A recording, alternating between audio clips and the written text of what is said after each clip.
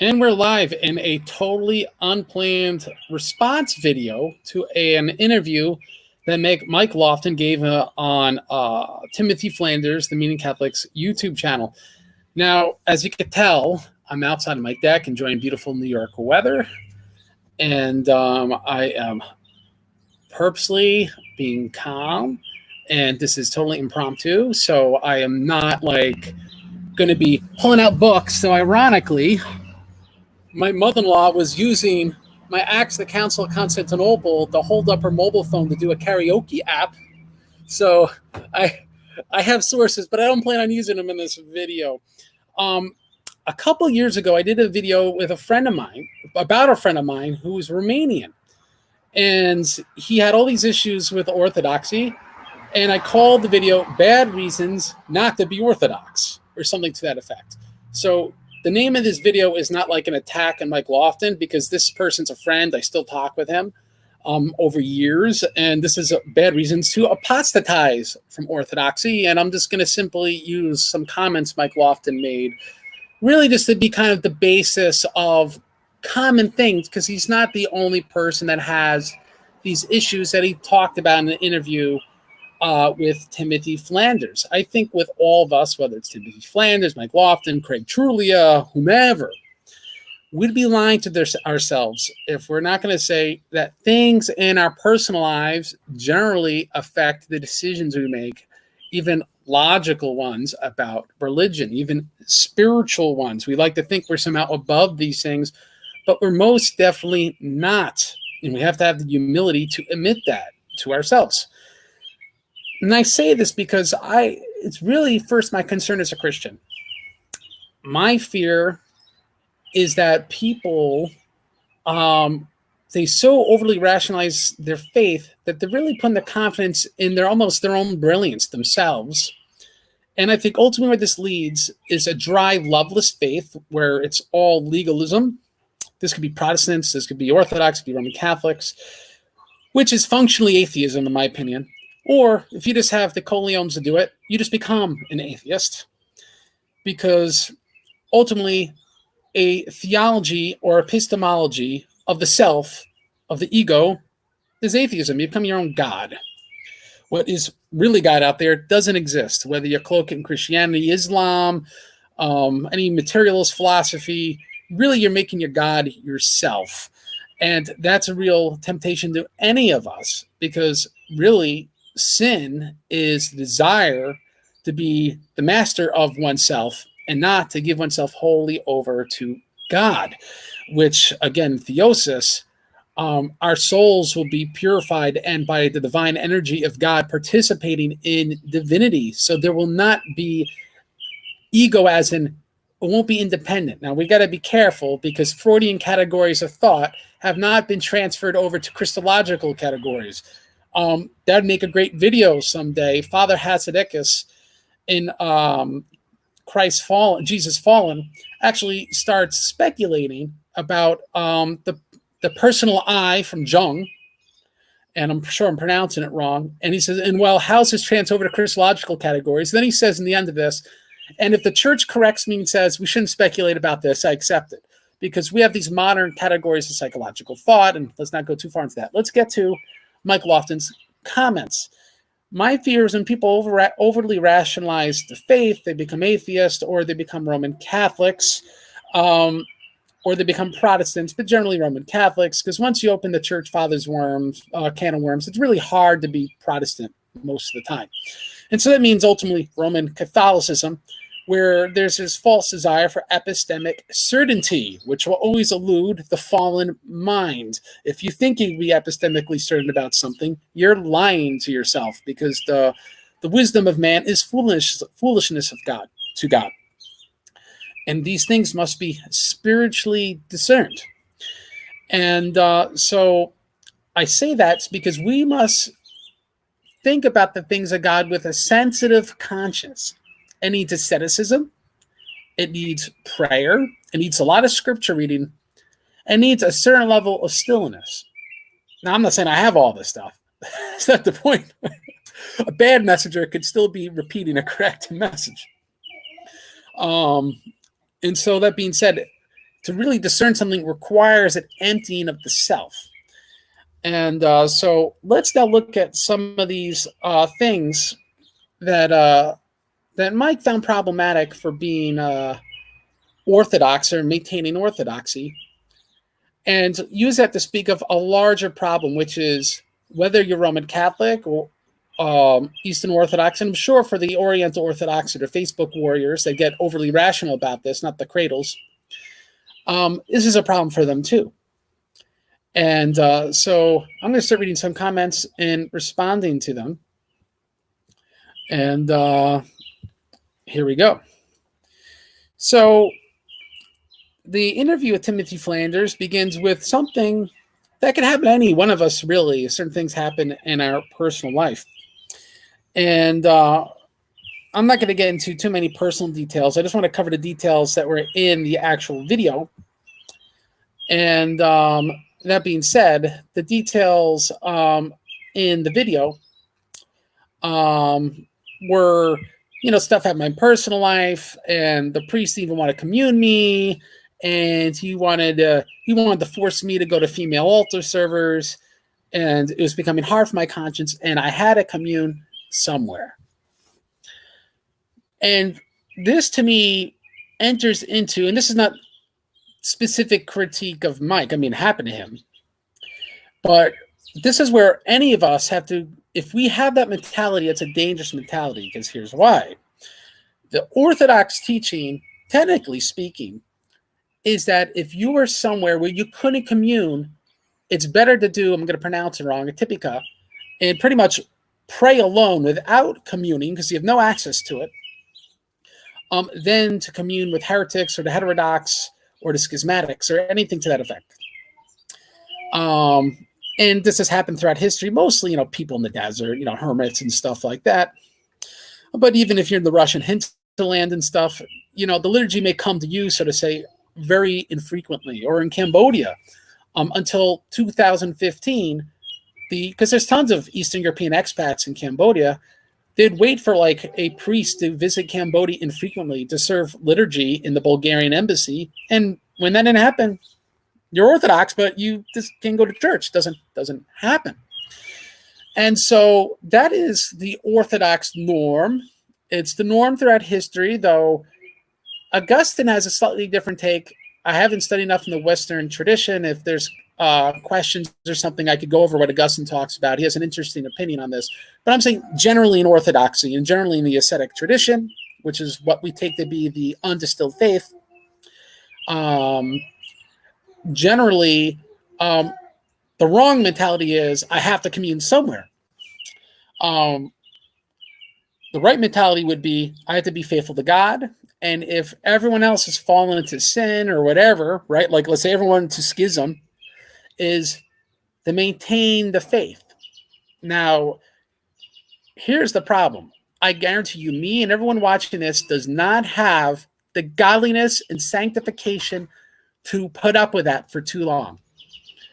How difficult is it to be on an island of one without falling prey to prelust, without falling prey, which is pride, confusion? We're social beings.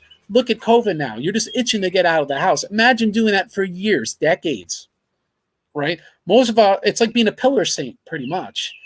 Most of us do not have the faith to be a pillar saint, and that's understatement. I would say there might be no one alive on earth right now, even including Mount Athos, that has the faith to be essentially a pillar saint, to have zero reinforcement in one's faith, and yet to be in one's heart always in communion with God, which means the Orthodox Church, because that's Christ's body and he is the head. So Mike speaks of a common temptation, an understandable temptation, one that any of us, I think, listening to this will fall prey to. But it's still wrong. The wrong mentality is I have to commune somewhere. So if there were no Orthodox churches in Syracuse, New York, should I then go to the Roman Catholic Church and just not commune? The answer would be no. The honest answer is no. The honest answer is I shouldn't be going to a Protestant Bible study, at least not on a regular basis. Doesn't mean you can never talk to people about the Bible or something. But the point is that's a wrong and dangerous mentality, but an understandable one. So anyhow, Mike tells a story in Timothy Lofton's channel, The Meaning of Catholic, that I had to commune somewhere. I wanted to be faithful to God, and the Orthodox Church seemed to have the liturgical conservativeness, as in, i.e., no altar girls, to be liturgically conservative enough where I could commune in good conscience. And I could say right from the get-go, though totally understandable, right, would have been already the wrong decision to change, the wrong reason to change communions. Because one, Orthodoxy, right? We have altar girls, for example, in New York City in the Antiochene jurisdiction. And I'm sure the Greeks, if they have them, I'm sure the Greeks do as well. So it just depends where you are. We have liberal abuses in Orthodoxy as well. And I'm sure, I mean, Mike knows that now, of course, at this point. But already it's the wrong reason. For that reason, you could be in the true church, but just be in a bad church. And especially if you're out in Louisiana or somewhere in the hinterland, you're not going to have a lot of choices of good churches. Though that'd be different in New Orleans, which is majority Roman Catholic due to the French, the French cultural background of that wonderful, wonderful city. So that being said, this brought in the Orthodoxy, and this is the same reason why then people go SSPX or that Latin Rite stuff or Sedevacantist. It's that something that liturgical conservativeness, which gets to our core as I feel I'm honoring God more. Now, it's good to want to honor God more, but I feel is already wrong. Like I said in the beginning, I feel is the theology of the self. It's the theology of the self that all of us must repent from every day. And I want to be careful. I'm not accusing Mike of this. It could be completely true of him, but it's also probably completely true of all of us. And so that's why, again, we got to work with this story because that allows me to talk about this situation that could apply to all of us. Is that theology itself, I feel is already wrong. I feel I'm doing the wrong thing here. I feel it's already wrong. Okay. The heart is where real knowledge lies when it comes to God. But feelings is not the heart necessarily. We have to be very careful with that. So he spoke about that. And he went to Orthodoxy. And two things occurred. It's not all in the video with Timothy Flanders. And I'm not going to get to any personal stuff that I'm aware of. Or even too many speculations. But essentially, you come to find out that things aren't all rosy in Orthodoxy, let's be honest, and especially if you're going to a Greek church. They have a lot of issues in the United States.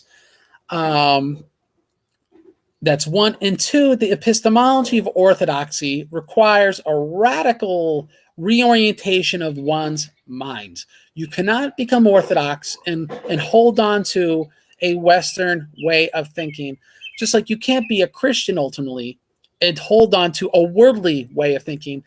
In my opinion, Western and worldly, in our context in the United States and Western Europe, means the same thing, right? Because we live in a worldly society, we live in the West. So these things are the same thing. And ultimately, if we stay within the secular paradigm of thought, it's going to take us outside of the Judeo-Christian paradigm of thought. Okay. And so I was told by the priest who christened my wife and I, it will take you 10 years to become Orthodox. And here's what he meant by 10 years. For it to work its way into your heart, where you're going to kiss an icon and even remotely come close to a cradle Orthodox and how they feel when they kiss an icon. To pray to the Theotokos and come even remotely close to how a cradle will pray to the Theotokos freely and the heart rejoice that the saint is praying for them and loves them. And by her miracles in that case being operative in your life, you can know it intellectually. And I was talking to my wife about this. We can know all sorts of stuff intellectually, but whether that works its way into the heart is another thing. And usually things only work your way into your heart through pain. That's how we learn, is through pain. I know, let's say, cursing and yelling is bad. And when I was an auto repair shop owner, I cursed and yelled all the time. It's a very stressful work. I was near New York City, New York. That's how every Italian shop owner operates their auto repair shop. It's just how it is down there. It's not strange. But until that caused enough pain to people that I love, and then their pain caused me pain, I did not change. Even though I intellectually knew it was wrong, even though I prayed for it every day, even though I made it a point, I'm not going to do it today, until it became enough of a personal crisis, I could not change. That is normal, and it speaks to our sinfulness. That's how we learn. And so that being said, for us over, let's say, 10 years, they become truly Orthodox or truly Christian. After that new love feeling wears off, which is going to be around 2 or 3 years, which is fairly common, whether it be conversions or reversions, it's generally going to come down to us being faithful through difficulty, ironically, which is Christological, because Christ was faithful through difficulty. It's through participating in the life of God, and it's not coincidental. And Timothy Flanders talks about this very well, by the way. It's a participating in a life of pain. And don't go looking for it. That requires pride, because it's going to come to you anyway, and you don't have to put any effort into it. There's a great story by St. Nikolai Ezekiel about a godly woman, and I'll say it real short, where she speaks to a spiritual father, and she's crying, and she says, my life, there's people, she says, that say, God has forsaken me. Look at all the difficulties in my life. And she says, I have every benefit in my life. I've got money. I've got no problems. She says, I am sure God has forsaken me. And St. Nikolai's point in this story was, now that's a godly woman, because she knew from experience of God, that's how we normally learn and get sanctified and grow closer to God. It's not coincidental that the whole monastic life is the purposeful looking for struggle, but in a regimented way that avoids prelates. For us normal laymen, we don't need this regimented thing to cause difficulties in life and become godly. God provides that for us at work and marriage, with children, with politics, with all sorts of things. So please don't look for it, in my opinion. Talk to your spiritual father. I'm just some layman giving opinions. So anyhow, going from that, we could see that there is that issue going in with feelings, and a kind of, I think, typical, anyone that says that, oh, I was Orthodox, but for 2 years, and I left for Roman Catholic, I left for Presbyterian. If you haven't given something 10 years, you obviously have not really tried it on for size, honestly, spiritually speaking. And so it does make someone bad, but it speaks to, we have to tell ourselves, if we want to change really quick, you got to take a step back, because God is going to be teaching you through the difficulty. Now, of course, if you're doing something that's unrepentant sin, you shouldn't wait 10 years not to repent from your sin. That's not my point. But to really knowledgeably leave anything that's cogent, whether it's Calvinism, whether it's Roman Catholicism, whether it's Orthodoxy, it's probably going to take about 10 years, because it's going to take you 10 years to really know what you're leaving in your heart. And obviously, does make Mike Lofton a bad guy, but he didn't have 10 years in it, so he couldn't put 10 years into knowledge of making that decision, just like I couldn't put, I've only been Orthodox for 3 years or 4 years.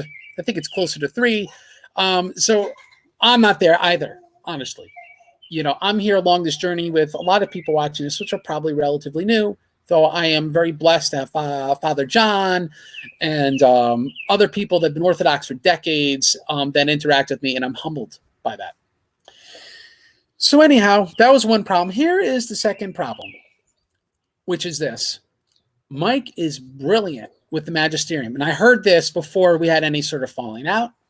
I've heard this from other people, and not so ironically, his fake PhD dissertation, I only say fake because they're unaccredited, and James White has a fake PhD, call this a sort of academic snobbery, because I actually have a real master's from a real accredited university that's actually decent. I don't consider unaccredited PhDs to be PhDs. But that being said, you could have a fake PhD but still know the magisterium, and Mike that is his go-to, is he knows the magisterium, the Roman Catholic magisterium. And that's what his fake PhD dissertation's in. So that being said, if that's your strong suit, it's kind of hard to like kind of stop thinking in those terms because that's like your strength. So for example, if I had a strength as a Protestant, I actually don't know. Maybe it's being a big mouth. Let's say that's my strength. I'm a big mouth, right? Well, look, I'm an Orthodox Christian now, and I'm still a big mouth. You could go back in my channel and find my Protestant videos. I was always an outspoken big mouth. I'll probably always be an outspoken big mouth. So old habits die hard. So that's my old habit that dies hard. And Mike's legalistic, magisterial way of trying to systematize religion, because that's what Roman Catholicism has done over the last really 1,000 years since scholasticism. That's what he was trying to do with orthodoxy. And orthodoxy really doesn't lend itself to that. It doesn't mean orthodoxies are rational. It doesn't mean it doesn't have canon law. It doesn't mean it doesn't have thinkers that don't have systems, but it doesn't lend itself over to the Western form of systematization, if I can make up a word, that the Roman Catholic magisterium does. So if you continue trying to make orthodoxy systematized like the Roman Catholic magisterium, it's only a slow march or a slow drip until you're going to turn orthodoxy into Roman Catholic. And then at that point, why not have the real thing? Why not just become Roman Catholic, which is obviously what happened to Mike Lofton. That's why he apostatized. And I don't say that in a negative connotation, right? By definition, apostasy is leaving the true church for a false church, for a heterodox belief system. And I'm Orthodox, so I find that to be apostasy. That doesn't mean there aren't very nice and well-meaning apostates, and that also doesn't mean there aren't real jerk apostates. There's all kinds of apostates. And so when I say that, that's not meant to be an insult. You have to be very thin-skinned to find that to be an insult. It's if from sitting in this chair, it would be a very factual statement. So anyhow, this is a problem when you try to systematize orthodoxy without an orthodox heart that takes 10 years to really systematize properly, right? To systematize requires to really understand it. And to have to understand it, you need the heart to understand it. And it's really going to take 10 years to get out of the Western paradigm and really have seated in your heart the Orthodox paradigm. It could still be wrong. Again, I don't think so. But that doesn't make it right. But to really knowledgeably systematize orthodoxy like a saint, you got to start thinking about it like a saint. That's why my last video a couple of videos ago was how to think of history like a saint. It requires a different mind than you're used to, which is the post-Enlightenment mind. And Roman Catholics have to be honest with themselves. The way they look at the magisterium is very 19th century. It's a reaction to a post-Enlightenment, which in reality makes it a product of the post-Enlightenment period. All right? It's a response to German liberalism, and being a response to something, it now becomes colored by it. Just like politics, right? You know, responses to liberalism in the United States, even if they're not liberalism, are going to, you know, American conservatism is colored by the political paradigm that exists in the United States. And so orthodoxy, or let's say Oriental Orthodoxy, which is in many respects culturally separated from this due to communism, due to Arabs and whatever in history, doesn't have that taint completely. Doesn't mean it doesn't have it at all, obviously, especially late 19th century Russia and etc. So now let me get into, I think that's enough on that, some of Mike's reasons, and I'm going to give some historical rebuttals, and I'm going to use it as leaping off to what maybe some other people said. So we talked about I have to commune somewhere, and I said that's not a good idea. Now, he made an interesting point, and this is a point I've known for years, and I've talked about for years. He said there are popes that are saints that believe in the papacy. And he used this as a critique of orthodoxy. Now, before I critique him, I want to critique some Orthodox, and we could call this a polite disagreement. There are Orthodox that will say the papacy is an anachronism. Even the papists like Victor and stuff really weren't papists in the Vatican I sense. It's a Hildebrandian conspiracy, or Pope Leo the Great. Most scholars say Pope Leo the Great really invented it. And even Roman Catholic scholars, because most are liberal, which apologists won't tell you. Even the centrist scholars really are, remember, liberal. They're post-Enlightenment thinkers.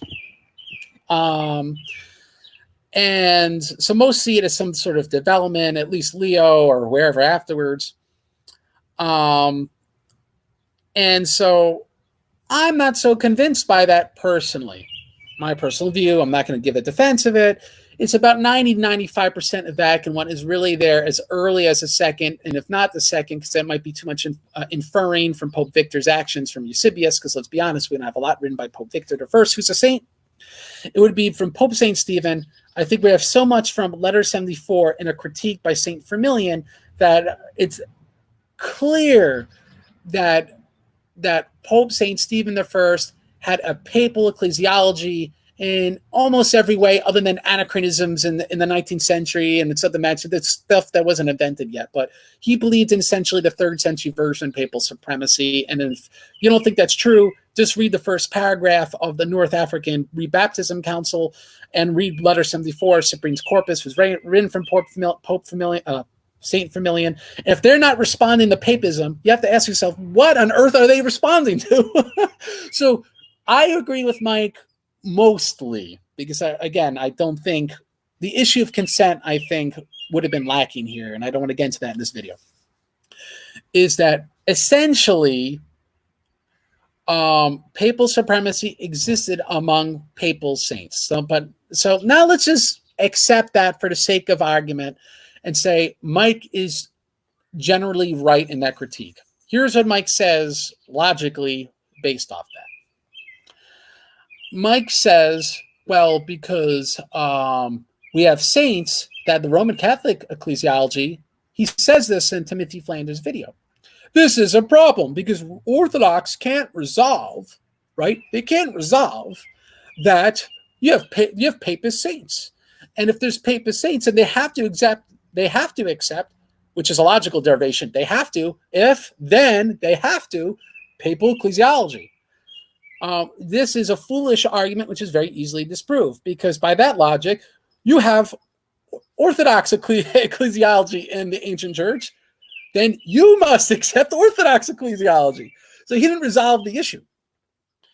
And so I'm going to solve this issue, and it's not complicated right now. Who's right? Easy. Who won in the end? Whose side was consented to? On both sides by the saints. The Orthodox side, sorry. The Orthodox side is consented to. It wasn't to the Crusades, where then, because of military force, they were able to avoid consent. So if you got 1,000 years of people espousing 90-95% papal supremacy, but they always consented to orthodoxy, all right? And he could argue and cry all day, well, they had no choice. The Byzantine Empire was too powerful, and they were condescending themselves to the Orthodox and blah, blah, blah. But the fact they consented, their actions, because otherwise they make them heretics and say, well, they had the right ideas, but they consented to ecclesiastical heresy. That's a problem for Roman Catholicism. So the fact we have consent in the the Nicaea II, and that's what won out in the 2nd century, Pope Victor. That's what won out in the 3rd century with Cyprian and Firmilian. That's what won out in the 4th century in the Meletian Schism. That's what won out in the 5th and 6th ecumenical councils in Chalcedon. That's what always won out. And that's what was dogmatized in Nicaea too. If that's what was always dogmatized, that's what every saint always accepted, including the papal supremacist saints, then they can't undo that. You can use all of the legalism, all the philosophy, all the worldly thinking on earth, but you can never undo the actions of your saints, and it's game over.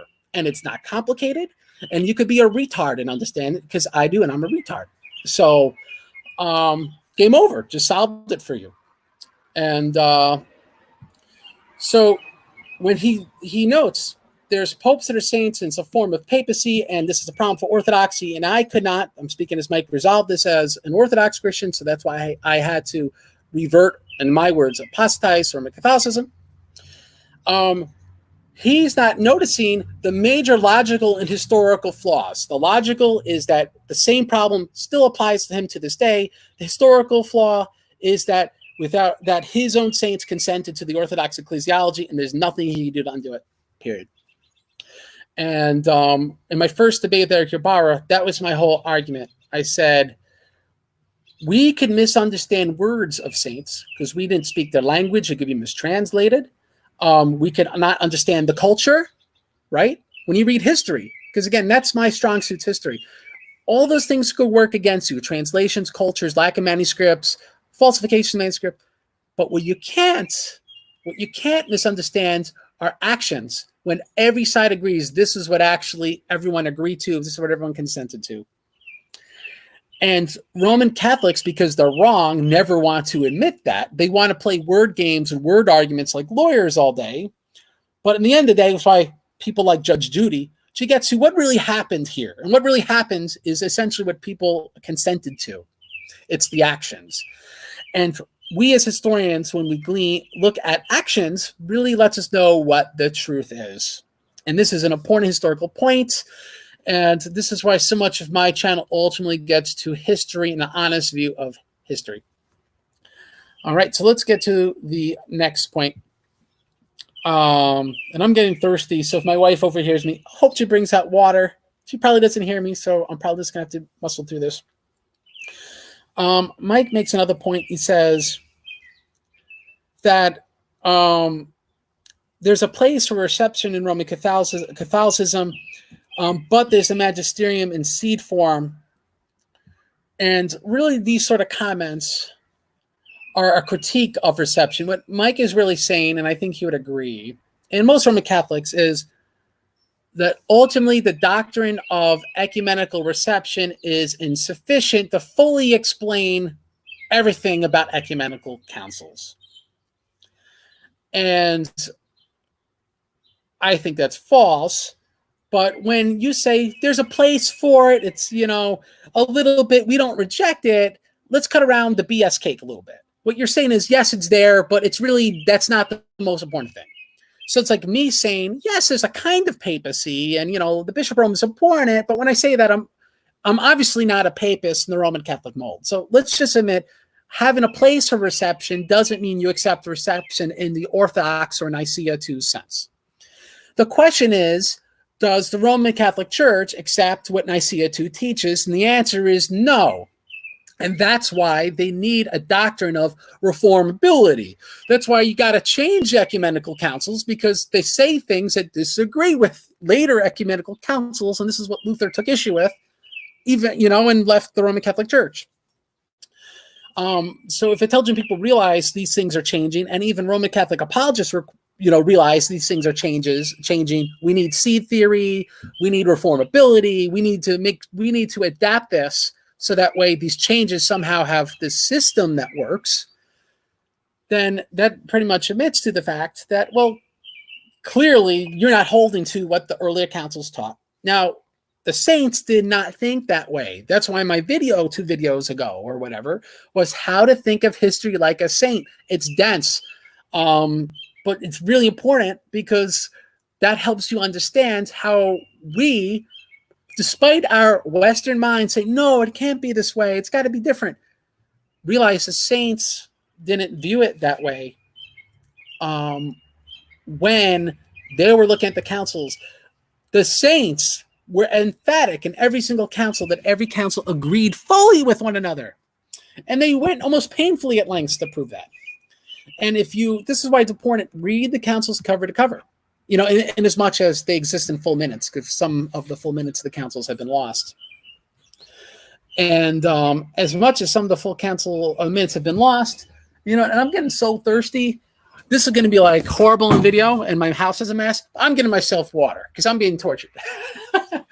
So in as much as some of the councils have been essentially lost in their entirety, or like Nicaea 1, but in as much as otherwise we have minutes, you got to read them cover to cover, because that's how you realize all the messiness and how they thought and how they came up with it. And then we got to read the spiritual lives, and we got to understand how the saints talked and thought about these councils.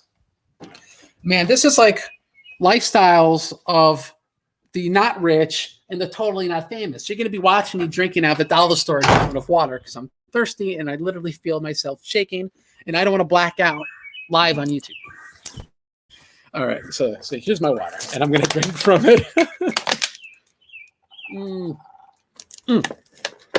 Just pretend I'm very rich, but I'm very humble and live an ascetic life, right? Let's just pretend. So anyway, that's why it's great to read a council cover to cover, because you can't be like, oh, I read the scholars, and you can't be like that. You got to read these things cover to cover to really understand it. Man, this has to be the weirdest live stream ever, and everyone's wondering, no, I am not stoned or drunk. I had a cup of tea and probably had way too much caffeine. So anyway, that aside, the saints did not presume upon reformability. And so I don't need to interact logically or really at all, because if the saints don't accept it, I don't accept it, period. I don't have to think harder than that. And people consider that ignorant and unenlightened. I remember Deacon Joseph Sweden in a debate, and honestly, I think he could have gave a better response to this, but he literally said, William Albrecht read something from St. Mark of Ephesus. He said, did he accept this? And I think he could have just said yes, or I don't know. But he said, well, who said it? And he's like, well, you need to know who said it in order to know whether you agree. He said, yes, because I need to know whether a saint taught it. And at one point that looks unenlightened, but most ascetics and most monks, like Priest Monk Cosmas, who's Rocor in Australia, will say, I won't even interpret the Bible for myself until I know a saint interpreted that way. Now, I actually don't agree. I think that's a little too far, but that's probably a healthier way of thinking than trying to pretend you can interact with everything, is knowing I have to know the saints taught it, because that's a humble way, right? That is not having the ego, not having the self. That's how I started this video. It's that Orthodox way of thinking.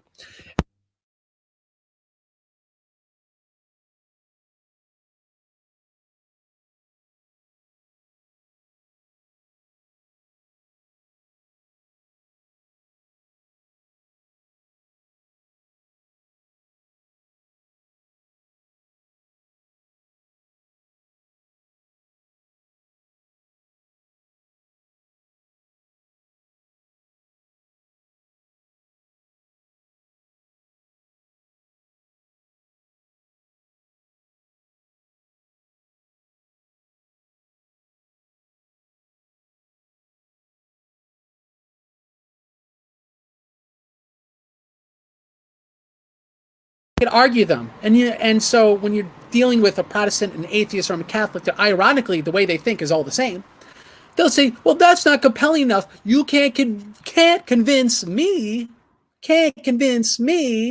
that that's more compelling than what I'm saying. And that's when we say, well, I gave you a cogent historical defense. It's not irrational. There's evidence for it, and the saints accept it. And so if the saints accept it and it's not irrational, we are compelled to accept it. And the councils are consistent. And if you say, well, that's not the most likely explanation, that it's more likely they're inconsistent and they're using special pleading to make them consistent, like just read the Second Constitutum by Pope Vigilius. It definitely sounds like special pleading, but presume it's true for a moment.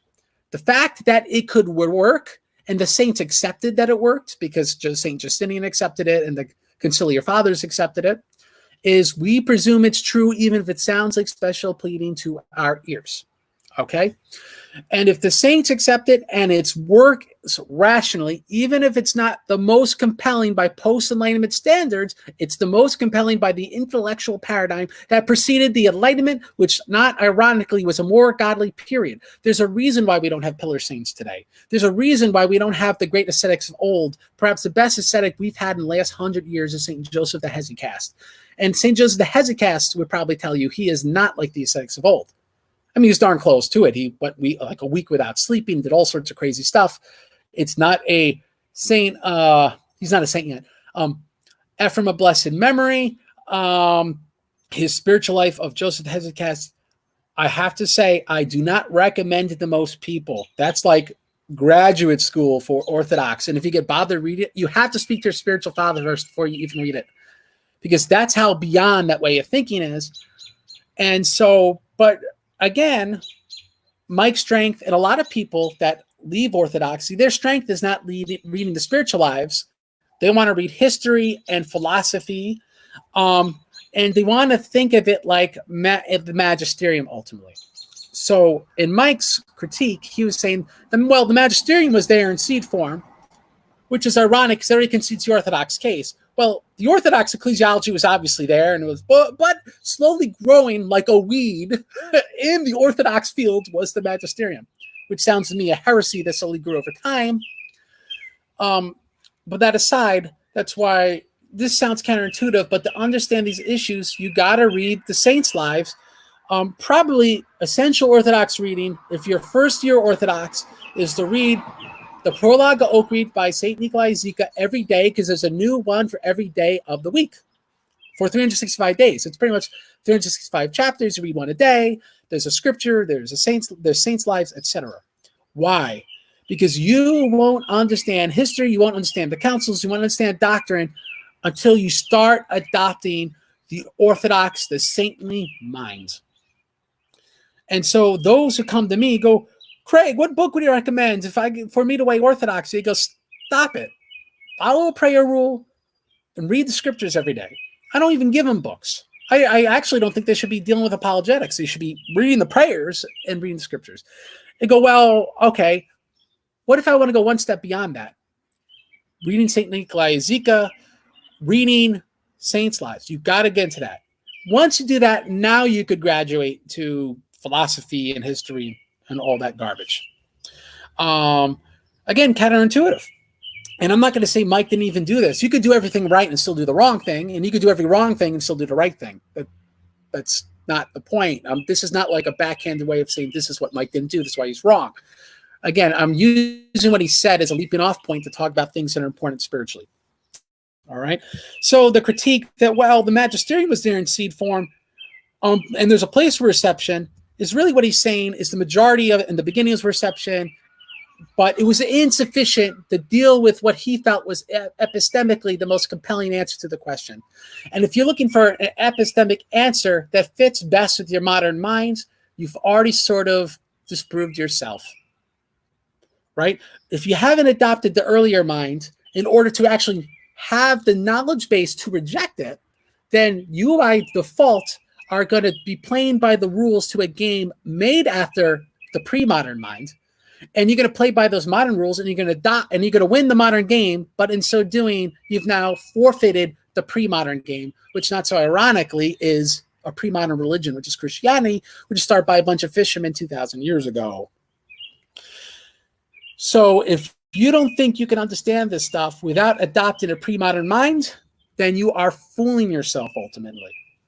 Okay?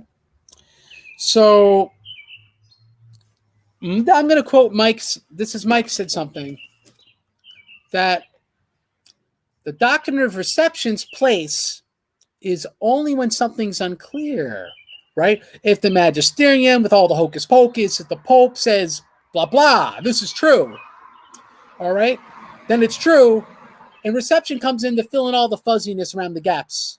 So, for example, let's take the Immaculate Conception.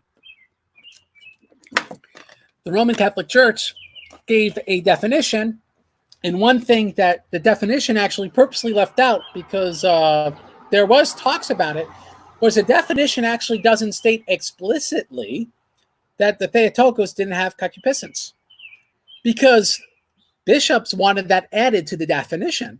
So by leaving it out, one person could say, well, it leaves it open. But if we're honest with ourselves, by reception, Roman Catholics have received, right? They've really received that, well, that's not true. No Roman Catholic will affirm that the Theotokos turned away from concupiscence. They say it's impossible for her to have any dealings with concupiscence. Obviously, we Orthodox, if we're going to borrow that word, we call it the passions, would disagree with that, as would, the St. John of Damascus and all sorts of saints that have addressed the issue. But that aside, we could already see there's a problem with that, because such a doctrine of reception isn't doctrine of reception, because then someone later will say, Well, let's say a pope infallibly says, well, no concupiscence. Then all that reception, or he says there was, all that reception beforehand is now meaningless. And so in reality, the only thing that's epistemically certain is a pope defining something, but nothing can ever be defined enough. And so there becomes an infinite regress of how much definitions there could ultimately be. And in that case, every issue, no matter what it is, could ultimately be reframed until it becomes something different. Not so ironically, that's exactly what reformability is, right? It literally is a doctrine of twisting. It's us putting a facade of respectability on a purposeful twisting and not so purposeful sometimes, twisting over time. Now I'm going to quote Mike Lofton, because he actually gave the perfect example for us retards. Well, I'm a retard. Maybe you're smart. Is this. Roman Catholicism's epistemology main problem in it is this. It's shooting the arrow, right? Here's what we believe now. And then painting the target around the arrow, reformability, and saying, yep, I hit the bullseye. And so that means he's aware of this weakness. But again, that really postmodern way of thinking, that yearning for the magisterium, that yearning for epistemic certainty through that legalistic and the legalistic and systematic way of thinking, ultimately lends itself to like, gotta have it that way. I can't think of it without making that work. And like I said, I think functionally that's atheism. Even if you call yourself Christian or deist, I think functionally that's ultimately atheism. And that's why atheism comes from, right, the Western paradigm. It didn't really come from Orthodoxy. Just like Protestant, Orthodoxy never had a Protestant Reformation. There's a reason why, because we never went down that route over history epistemologically. All right, so Mike asks himself, which ecclesiology is most like the first 1,000 years?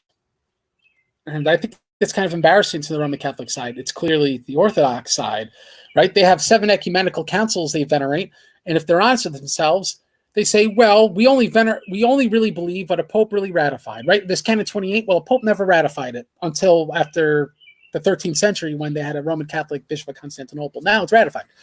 We never really ratified, this or that statement or this or that qualification made in the Sixth Council, whatever. You can never really be sure it was ratified, ultimately, right? There's no list of here's what popes have ratified, honestly. And so for that reason, if you go, well, what's most like the first 1,000 years? Well, clearly being that we have very few really known papally infallible statements, let's be honest, then clearly it's the Orthodox ecclesiology. I mean, you'd be lying to yourself if you said it's not the Orthodox ecclesiology. The fact that most of the church, again, operated based upon consent for the first 1,000 years until by military force that was no longer possible during the Crusades shows it's the Orthodox ecclesiology. So Mike disproves himself. If he asks a question, what ecclesiology is like the first 1,000 years? It's definitely Orthodoxy. And even as a Protestant, I always knew that. And I didn't agree with the ecclesiology, by the way. But I said, well, if we're going to go with one or the other ecclesiology, it's clearly Orthodoxy. That's a historically honest answer.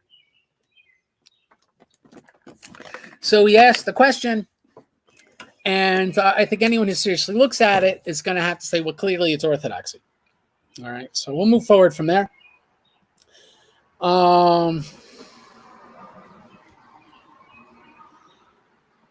Now, Mike said he took time to reflect on ecclesiology without emotions weighing in. And this is where I really have to bite my tongue and not get into anything personal about Mike. So I'm just going to say a very general statement about all of us. Nobody weighs in on anything without emotions weighing in. Anyone that tells you that is a freaking liar. Some people worse than others. I'm not going to say where on that spectrum Mike is. I'll speak about me on the spectrum. And I said this in my testimony on Reason and Theology. On the spectrum, my choice for Orthodoxy ultimately was very cold and calculating. Other than this, there was fear, which is an emotion. And I'll admit this. When I found out schism was a specific sin in the scriptures, in the Greek, I already knew the fathers taught it, but it was specifically in the scriptures, I realized I would be in an unrepented sin if I did not become Orthodox, because I already knew they had because I knew historically, with no interest in Orthodoxy at all. I wasn't even considering Orthodoxy to the day I decided to become Orthodox. was that I knew schism was a sin, and I knew just historically now I have to choose Orthodoxy. I had to spend some time thinking about Oriental Orthodoxy, to be perfectly honest. My closest church, believe it or not, was Malakara, Indian Orthodox. And I really wanted to go there because of Indian food, if you want the honest opinion. But so that'd probably be a good video for me to do with Danny Kakish sometime. So, well, how did I choose Eastern Orthodoxy or Oriental Orthodoxy? Because I could have actually chose Oriental Orthodoxy, at least for the food. But that aside, anyone that tells you that emotion means nothing, right? My emotion was fear. But anyone tells you that emotion means nothing, and especially, I'll just say this, get into whether it's Eric, whether it's me, whether it's Mike, look into things we have said publicly. So that's why don't go into, I won't tell you anything I know privately, but get into what people know, what has been publicly stated by the person himself. And then if they tell you something inconsistent with what they already publicly told you, then that's sufficient to know that, okay, well, that's not true. So I'll just say this. Anyone tells you they made a decision without emotion, right? They took time and logically looked at it, is a liar. That, or they're just not purposely lying, but they're just being dumb at the moment, right? Like, I have too much caffeine, maybe I'm saying stupid stuff, right? So I say all sorts of stupid stuff. So I thought that was just not the right or correct or factual thing to say. It's a nice way to put it. Let me use Timothy Flanders' example for that he said on the Dr. Whatever show. That he said, I knew I couldn't be Orthodox and be humble, right? He's admitting, doesn't mean he didn't have good reasons. I actually think he had all sorts of good reasons. I said that in my video on Facebook about my comments on the apostasy of Timothy Flanders. I think he had great reasons, actually. I think Orthodox catechesis is freaking terrible. I have people watching this right now that I know firsthand have terrible catechesis. So that aside, that like, let's say Timothy Flanders said, I couldn't be humble and stay Orthodox, is him literally telling you, in my spirituality and emotions, I couldn't do this anymore, right? That's not a cold, calculated decision. It's the opposite. It's like, my heart has forced me to do this. And to be honest, again, if the heart is with God, if the heart is saintly, the heart is sanctified, that is the right way to make decisions. But again, the heart is desperately wicked. Who can know it? The heart also makes wrong decisions. So just because that's the right way to make decisions, that doesn't mean the heart always makes the right decisions, right? That would be a logical fallacy. The right way to do things doesn't mean you could always do the right thing the right way, obviously.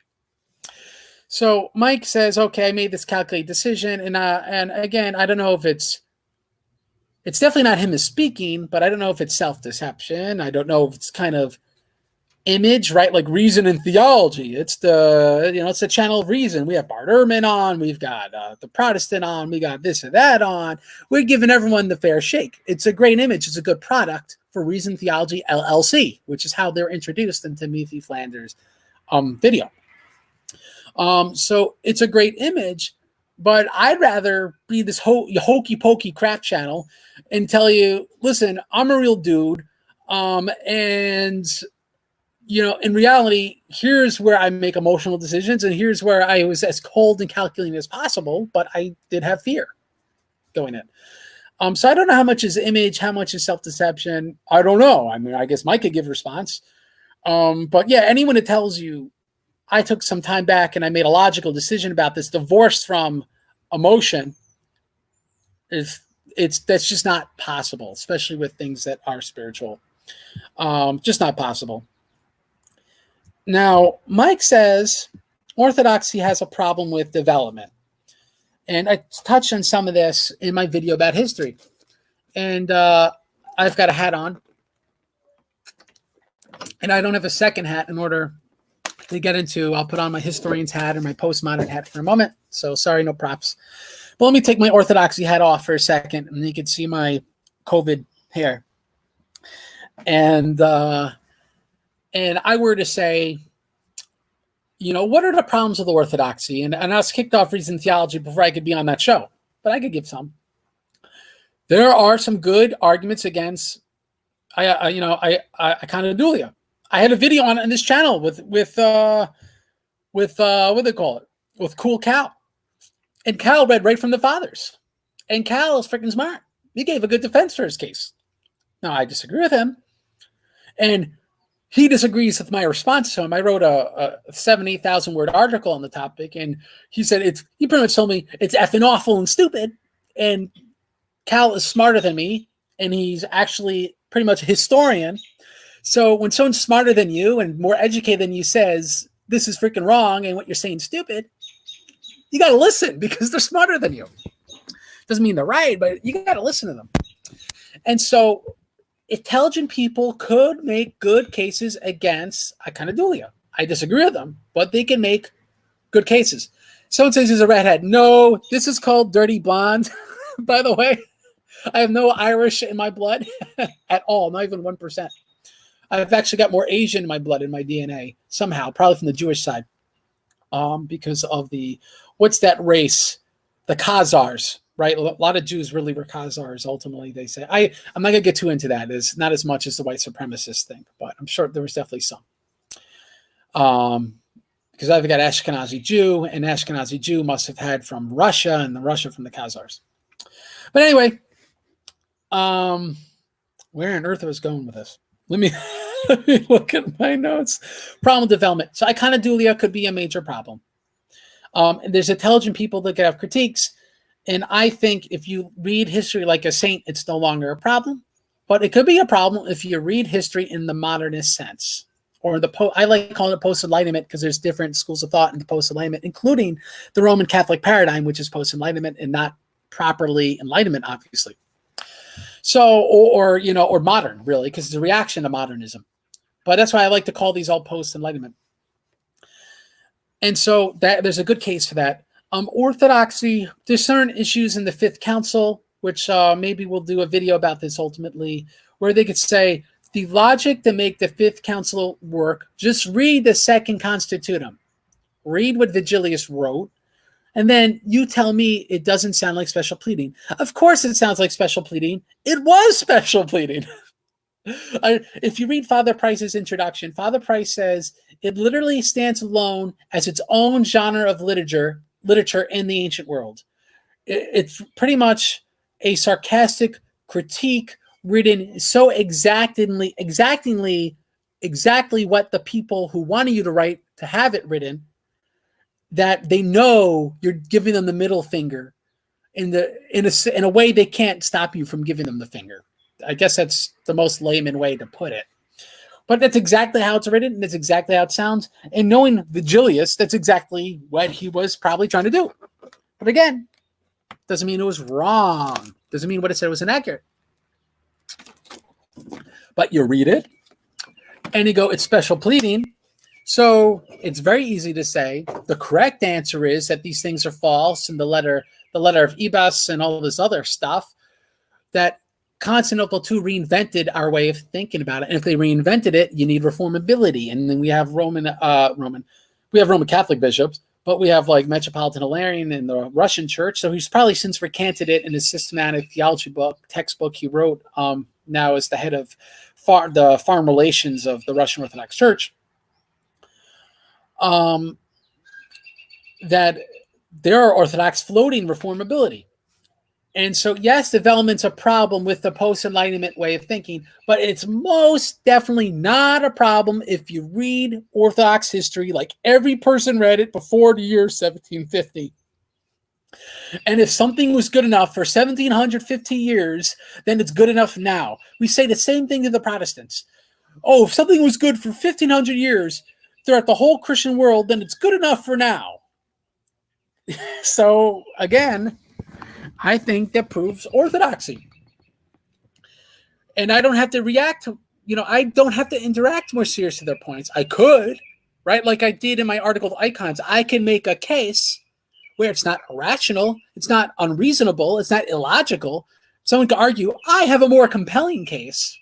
But like I said, as long as I could give a reasonable, rational, logical case, and it's in the mold of the epistemology of the saints, then my case is correct by the standards the saints had. So this is why ultimately, let's say a person like Mike or sorts of people can't understand St. Gregory Palamas. Read the Palamite councils, because literally, I think it's the 1341 version, the first one, I think, not the 1349. I could be off a couple of years, so forgive me. But it literally starts in like the third paragraph. It literally says that you can't use philosophy and logic in order to understand church history and doctrine. And this blows people's mind. They go, well, this sounds almost syllogistic. How could have he said this? Because Palamas obviously has all sorts of logical derivations in his work. And it's because what they don't understand is logical derivations work with the heart of the saint that's going by the consensus of the church, the saint that is using as the premise, and even Father Capps talks about this in his article about St. Gregory Palamas, which is a great article, and I recommend people read it, but the Marian stuff's a little crappy, but it's still a very good article. I wish that the people that like Father Capps actually read what he wrote, and they would understand my critiques better, and they'd understand the good things he says better too. That if you understand that St. Gregory Palamas' whole epistemology was you could use logical derivations if your logical premises were always the saints. Unlike Aquinas, where Aquinas literally talks about Aristotle and uses him as logical premises for stuff, right? That means he has a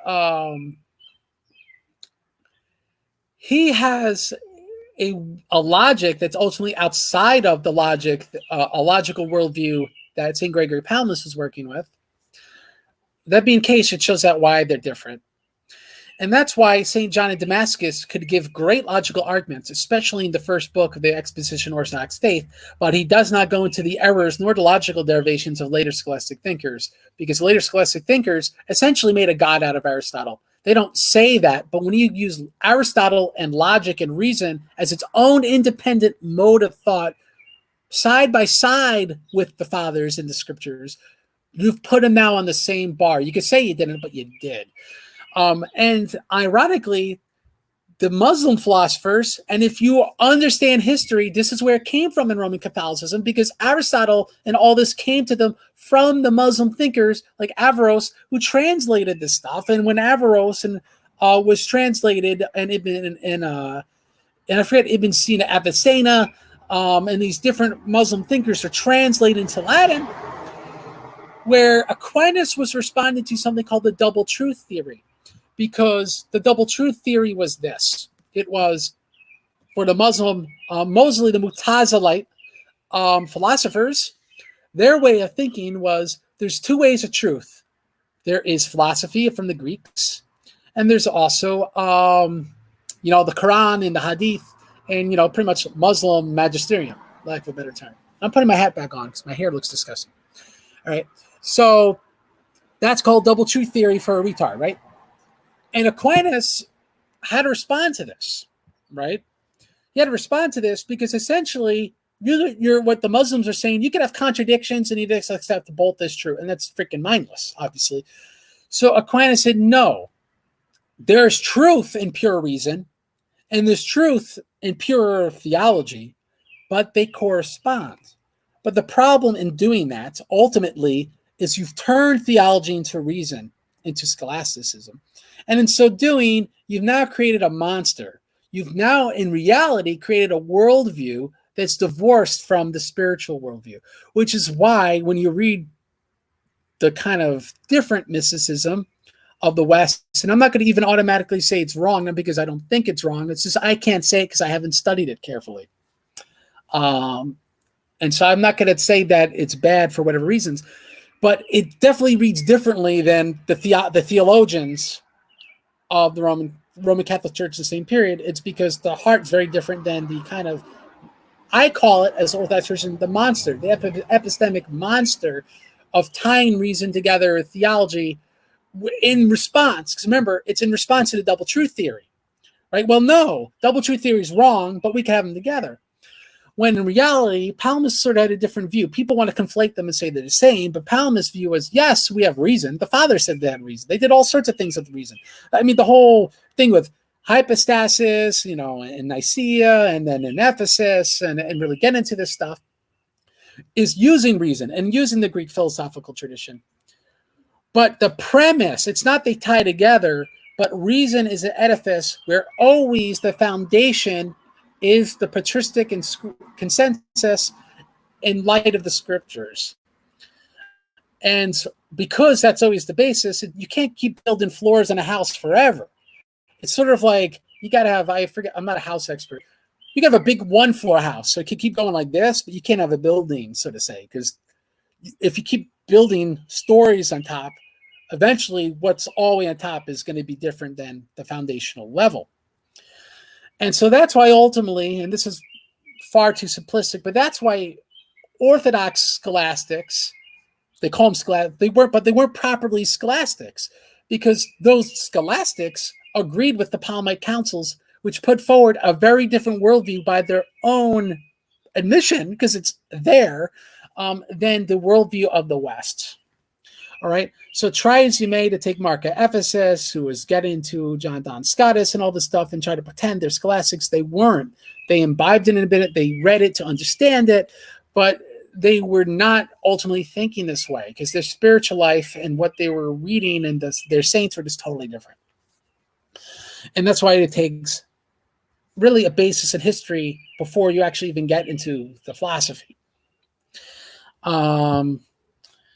So yes, Orthodoxy has problems, but one, they're not as big as the Roman Catholic problems, so we're less problematic. But that aside, they're not problematic if you actually adopt the worldview of the saints for so many centuries. My last comments on this video, and then guys, I'm going to write in the chat box. You have just random questions or comments, go and do it, and I'll read them. And I'm running out of battery, so this is only going to go so far. Mike also said just some weird stuff where we just have to call into question just history, but it could also be him just talking off the cuff, and people say all sorts of things wrong off the cuff. He said, most saints taught limbo.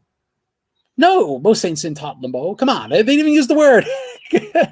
Most saints are not taught to teach limbo. So that's just not wrong. It's a way of kind of pushing his new book, and he's probably going to somehow tie that into his thesis, because that's very common even among real scholars. They take previous stuff they've written and then they kind of integrate into the next thing they're writing, because it's less work. Come on. I mean, that's, like I said, real scholars do stuff like that. But no, most saints do not teach limbo. Father John and I are going to do a video on toll houses, Hades, and life after death from the Orthodox worldview. And so we will talk about what the church and what history, because the church is what reality is, actually taught about these things, and it's just not that. He made an interesting comment. He said these babies enjoy natural goods with their families in heaven. That's also a little suspect. He's saying that somehow the babies are actually in heaven with their loved ones. I don't know. I'd have to see saints quoted for that, and not logical derivations. I'm not going to say actually, theoretically speaking, it's logically impossible, because in the scriptures themselves, hell's really right next to heaven, right? And in the teaching of the fathers, hell is flames and created beings, and so that means there's bad things in hell. We can't totally spiritualize it.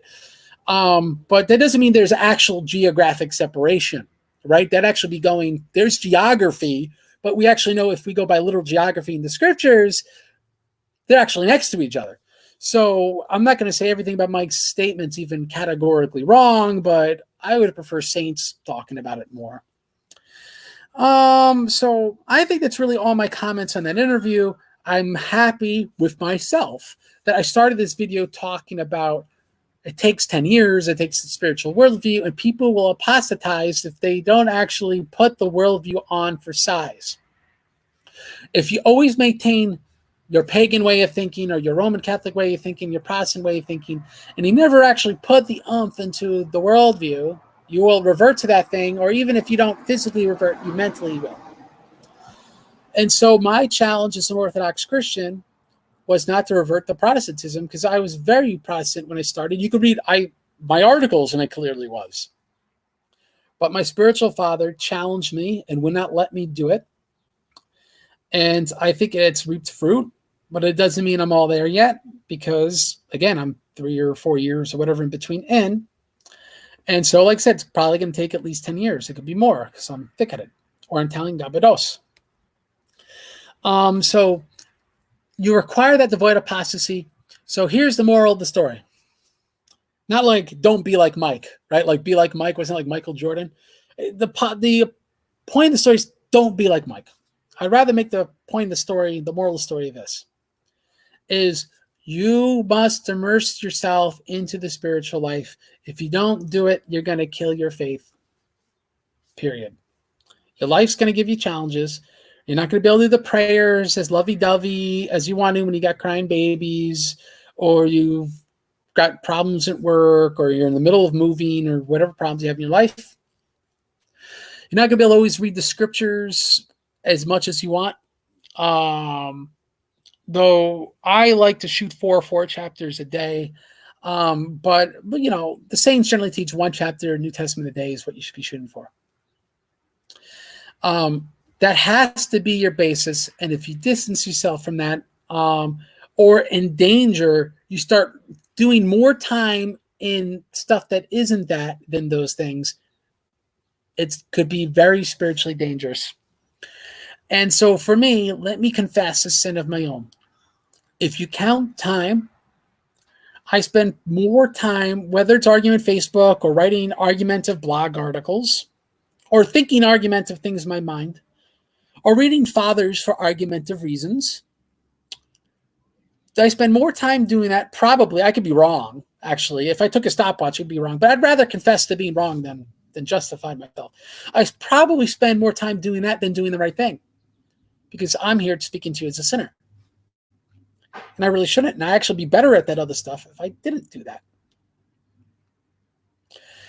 And so how could Craig fix these things? He could fix these things from reading the Desert Fathers every day, or the prologue of Oak Read every day again. Just read it twice. Or other spiritual lives, and read that first. Or another challenge is read a saint on a topic you actually don't want to read about. But if you're a sinner like me, or a sinner like you watching it, I was taught this. You want to eat junk food, but you're not going to all of a sudden become a gym rat and eat broccoli. So pick salad with Asian dressing, something that's healthy, but it's got enough of the junkiness that you like so you can do the right thing. And let's be honest, we do that during fast, right? We follow the fast, but we always kind of find our loopholes around the fast for the junk food. But that's still better than going full-blown junk, full-blown not fasting. And so that's what we got to challenge ourselves, is like not watching junk on TV, not just reading the stuff we want to read, but we can't always be full-blown spiritual warriors. We want to work our ways towards that. So pick the spiritual junk food that's going to be leading you into the right direction. That's my opinion. Speak to your spiritual father first. And so that's where I'm at now. Please pray for me. I'm a sinful man, very sinful man. And I'm just some dude, and again, a big mouth dude. And hopefully, God willing, one day I won't be doing this. One day I'll have stillness and quietness. But so far I've been told keep doing this. No one's told me to stop. In fact, they told me you should go. But I'm open to be told to be stopped. And so we got to be open to that. And that's why I'm happy I got no money in this game. Because money is bad. Because then all of a sudden you kind of rely upon it. You know?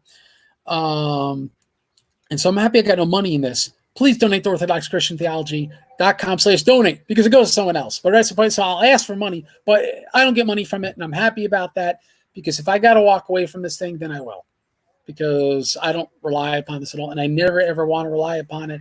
God willing, if I were absolutely starving, I got to worry about feeding my family first. And that's perfectly fine and right. So anyway, enough of my ram stupid crap. Let's get the questions. Emil. Is the summary that it's better to vaguely accurate than precisely inaccurate? Yes. That's great.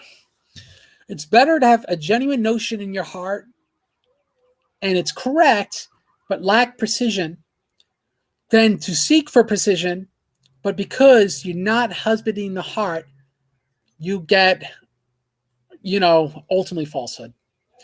Priest Monk Cosmas talks about this, where he said he thinks most people will never rightly understand scriptures, nor should they without reading the saints, which again I think is a little extreme. But he says, then why read the scriptures? He says, because it gets your heart in the mindset, and one day you'll come across what the saint says, or something in the sacrament will evoke in your heart, and then it will bear fruit. So that is vague inaccuracy. That's vague accuracy, right? You have vagueness, but the heart's in the right place. Let me use a kind of, farmer's thing. It's better to have, very strands of wheat and crop rotation and have the less profitable farm, right? It's less profit. It's not like a big business. You don't have as much mechanizations. You're not using the Monsanto seed. You're not using all the chemical fertilizer. You're going to make less money, but the Amish stay afloat. They don't even use equipment. So you could get by, but you won't be getting by as good. But when the famine comes, and Satan, right? Satan will bring, like the parable of the seeds, famine, spiritual famine in your life. And we know in reality, real famine will come and is coming. And you know who'll still have fields that won't go bad? The Amish. They'll still have crops. They're not going to starve because their method of farming doesn't rely upon the commercial mode. Yes, they'll have less money. It's not going to compete on the open market like the other stuff, but it's made to last. It's like the turtle and the hare. So that'd be the farmer version of vague accuracy versus precision. It works. It wins in the short run, but it's inaccurate. It will not. It's the great edifice, the great building built on the foundation of sand, instead of us making a crappy home, but on the rock, which is Christ. Strive for the vague accuracy, our weakness, our vagueness on the rock, which is Christ. Then the precision on the foundation of sand. A great debate to see this is me debating Mike Lofton himself on whether reason is a valid means to know God. And we actually get into this argument, did Christ ever laugh? And I still don't have an answer now, but I could give you an answer about this. Did Christ ever have grief? And the answer is absolutely not. But Mike's logic, and from that argument, is Christ laughed because humans laugh if Christ is really human. Therefore, he must laugh. And I said, no, if you remember in the debate, which was 2 Holy Saturdays ago, I said, that's not true because I am not sure whether that's the actual natural human condition, which was actually the right response to give. Because the natural human condition for grief is not natural. St. Cyril of Alexandria and St. Maximus talk about this. So if we understand the saints and we know what real human nature is, based upon that, we can make proper logical derivations and logical conclusions. I don't like the word derivation, really. While, again, I'll critique Mike here because I debated him on it, and in my opinion, won the debate with the vague, with the vague accuracy instead of the precision that was actually, in my opinion, inaccurate. Was I gave the right answer. I said, unless we know what the saints say about human nature, you actually can't make this conclusion, right? And that's why I said we need holiness of life to really understand these things. So let's see if we got any great comments or stuff. I don't know if we do, so we might end soon and I could eat dinner. Man, I hope I have shrimp scampi ready. If not, I'm going to fry myself some shrimp scampi. All right, Emil again. Why not? Do you believe that the Orthodox have a very clear understanding of the primacy of Peter? Historically, yes. Right now, no. Historically, I think it's super clear in the Fathers, and maybe I should do a video on it. And maybe I'll bring a Roman Catholic in on that. Whether I could get Father Max on, which would be great, or Catholic Matt or something like that.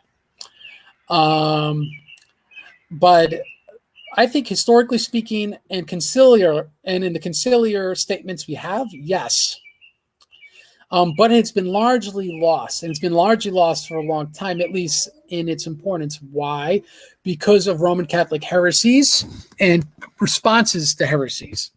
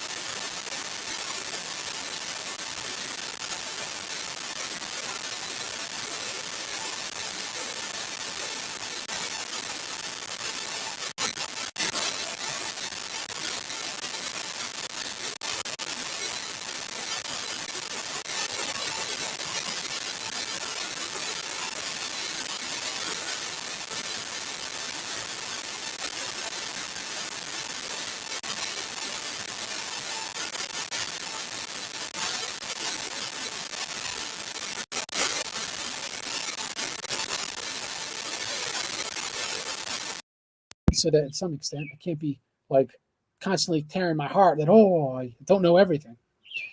All right. Ben D says he can't hear me, which is possible, but being that people respond to me, some people hear me. So sorry, Ben. Hopefully hear again.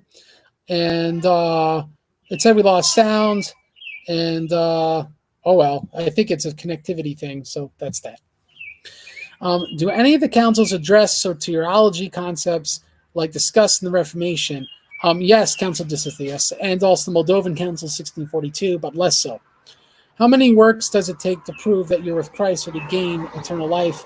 I don't know. Read 1 John. I think it's more look to see that you love the brethren, that you're making sacrifices for Christ, and that you're constantly repenting. I don't think you need like a number. It's more inclination of the heart. I forget what saint I was reading about that, about moving the direction of inclinations. Maximus. I'll have an article on that soon. Maximus soteriology is extremely important to answer that question. And I think I'm going to call it a day. I sure hope that everyone's happy. Doesn't say mute here.